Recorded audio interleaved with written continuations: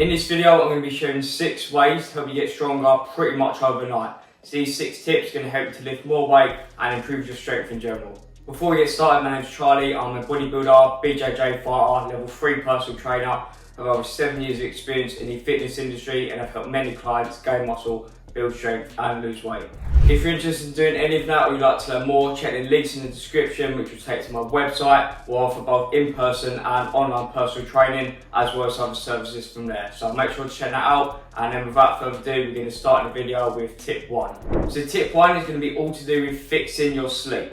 So obviously you know that sleep is important in terms of fitness and in terms of improving your health as well. However, it is most important when you're doing the heavier side of training. So if you were to maybe undersleep by like an hour or an hour and a half, 2 hours, you can still do, for example, like lighter weights for higher reps, you'll be perfectly fine with that. Or doing cardio, you'll also be fine with that. However, you won't be able to do sort of heavier stuff. So anything from around maybe 8 reps and under, you're going to feel a massive decline in terms of strength and how much you can actually lift. So not only will optimising your sleep allow you to recover properly, and therefore to train at like your maximum capacity, but it will also allow you to just not feel tired at all and allow you to actually like be alert and give it all when you're doing that heavier set. So there's 2 steps to optimising your sleep to get the most benefits from it in terms of optimising your strength.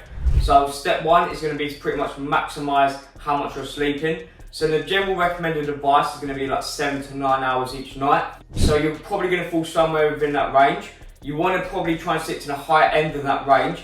Also understanding that the time that you spend like in bed is not the same as your time of sleep. So if you were to go to bed at like 10 and wake up at 6, in theory you're getting 8 hours of sleep. However, let's say it takes you like 20 minutes to fall asleep and then you wake up a couple of times during the night and that takes another maybe 20 minutes off.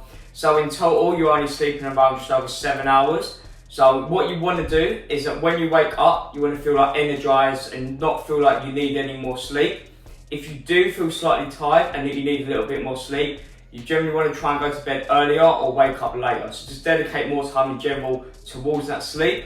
It is possible to sleep for less and not feel tired when you wake up due to sleep cycles. And these are like the 90-minute cycles between like light sleep, deep sleep, REM sleep, just throughout the night that you'll go through. So if you were to wake up in like the middle of a deep sleep and you slept for like maybe almost 8 hours, you're going to feel tired as you're going to be in that middle of the deep sleep. However, if you were to wake up after maybe like 7 hours and 40 minutes, so 7.5 hours of sleep, and you're at like the lighter sleep part of the sleep cycle, you would feel when you wake up like more energized again because you're in that part of your sleep cycle. However, when you go to doing a heavier lifting, you won't necessarily be like as strong. So pretty much it's dedicating more time to sleep, trying to maximize how much time you are putting towards your sleep.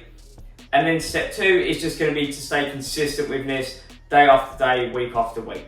So in terms of you're giving him the same amount of time towards sleep, but as well as trying to fall asleep and wake up within sort of the same about half-hour window if you can, which is just again help to optimise your sleep. Other little things you can do are like avoid blue light before, avoid eating or drinking too close to when you go to sleep, avoid anything that's too stimulating, try and like wind yourself down, maybe like do something relaxing like reading or meditating about half an hour before you go to sleep, and getting like a night routine so that you're used to doing the same sort of thing and then going to sleep at a sort of similar time. The step 2 is going to be to maximise your hydration. So obviously you would know that hydration and drinking water is going to have a lot of benefits in terms of like your health, in terms of like muscle building, getting stronger, as well as like suppressing your appetite to avoid your overeating, and it can help like with cutting as well.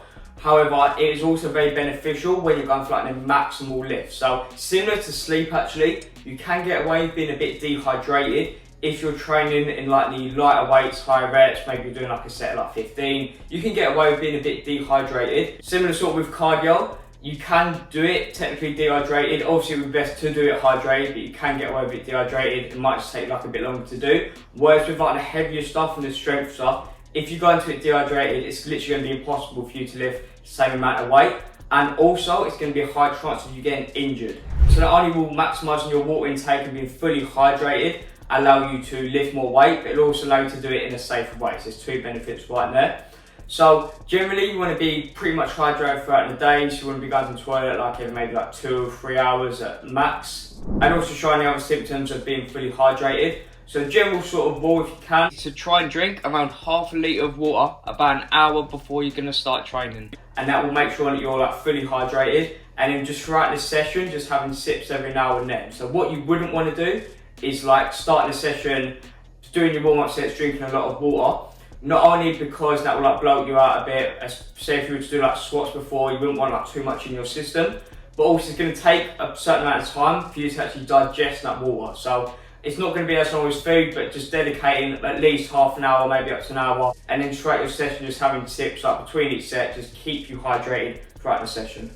And you're probably going to need more water depending on like the environment and the climate of the gym that you're training in. So if it's like a warmer gym, or maybe you're training outside and it's hot and it's sunny, you're probably going to be sweating a lot more and therefore going to need a lot more water. So just bear that in mind when you're training. And if you don't like the taste of water, or you just get like bored of just drinking plain water, you can have things like flavoured water, as you'll still get hydrated from them as well. So tip 3 is going to be to try and take creatine. So creatine, I would say, is the best supplement in terms of like optimising your muscle building and your strength.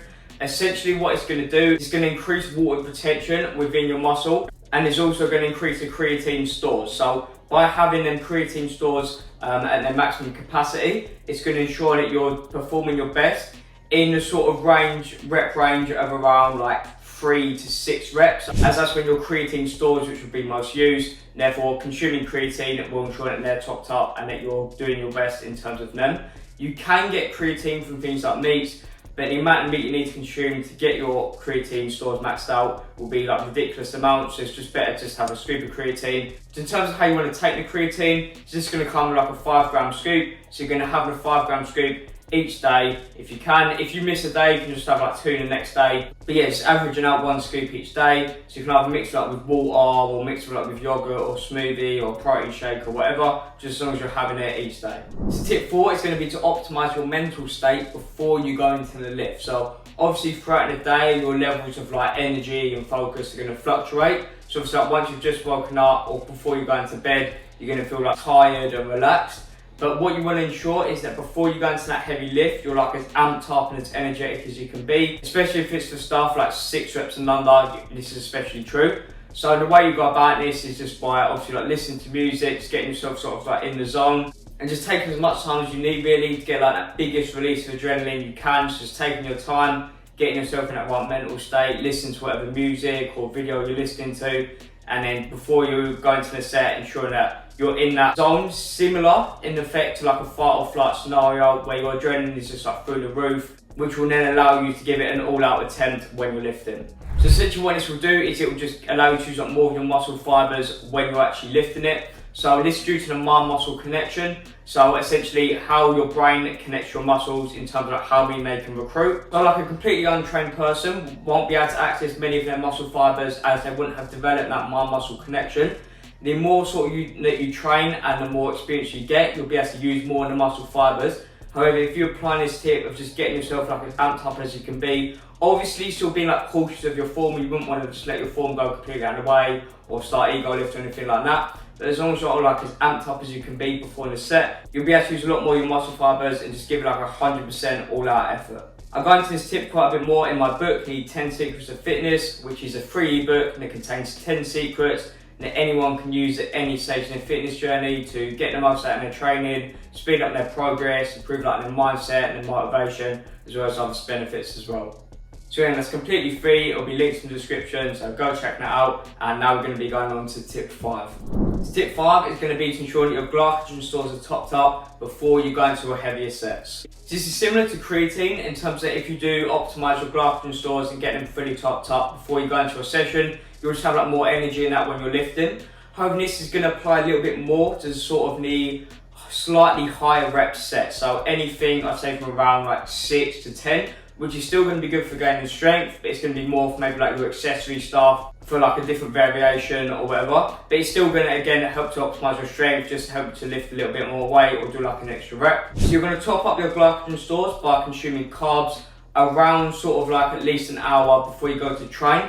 So obviously as it's food, it's going to take a little bit longer to absorb and digest than water. But different carbs are going to digest at different rates based on their glycemic index, which pretty much just means like how quickly your body's going to absorb it. So if you've got like a high glycemic index, which is going to be something that's more like sugars, like maybe fruit or any sort of like sweet stuff, your body's going to absorb it quicker. But if it's got a lower glycemic index, so say like oats or brown rice and stuff like that, it's going to be slower digesting. As it's got more fibre in that, and therefore your body will take longer to digest it. However, more important than the glycemic index of like an individual food is going to be like the glycemic index of like the meal as a whole. Say you were to have something that's fast digestion, maybe like a banana or like some short sugary stuff. If you were to pair that with something that's slower digestion, so maybe something that's higher in like protein or fat or fibre, it's going to take a little bit longer to digest. So the reason I mention this is that you wouldn't want to have something that's still digesting when you're actually in your training session for a few reasons. So not only is the digestion process going to require quite a bit of energy, and your blood is also going to be directed towards that, and therefore you won't be able to direct as much towards like your muscles, and therefore like your strength output will be less. But you also won't want to feel nauseous at all, especially if you're doing something like deadlifts or squats, as you won't want any like food in your system when you're doing them. But as long as you have fully absorbed it, you'll be able to get all in the benefits in terms of like increasing your energy output, as well as just helping to feel like more energetic during your session. And it will just help you with them strength lifts in the sort of slightly higher rep ranges. In tip 6, our final tip is going to be to try and have like pre-workout before your training session. So the most important pre-workout ingredient is going to be caffeine. So say if you don't want to have like any whole pre-workout supplement, you can have something like a coffee or like caffeine supplements. As caffeine is going to be the best in terms of like increasing your strength output. Just as it's going to help you like get in a better mental state before you train, it's going to help you have like more energy during your session and during them heavier lifts. However, pre-workout ingredients are going to help with things like improving blood flow, countering lactic acid build-up, helping you have like more energy and more focus during your session. So if you can, a pre-workout would be better than something like a coffee or an energy drink.